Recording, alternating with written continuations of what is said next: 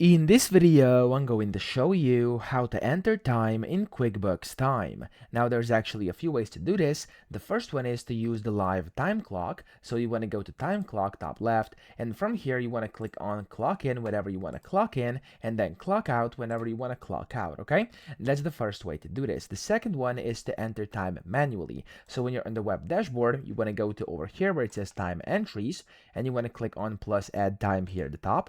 And then over here, you can basically select the team member. You can do time in or out over here, or a duration if you want to as well.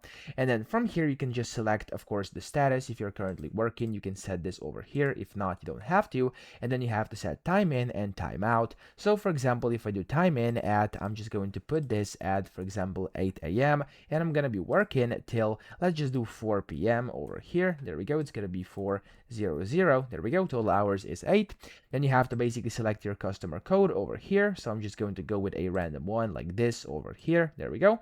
Then of course I have to select the equipment like this, and then the work type as well. Okay. Then of course I have the options to add mood and notes, and of course the time zone. Click on save, and that's how you can basically enter time as well. Okay. Now right now I am of course not available to do this in the future. That's why I can't do it. But you get the point. That's how you can basically enter your time. So I hope this video helped you out. If it did, please subscribe to the channel and help me out as well.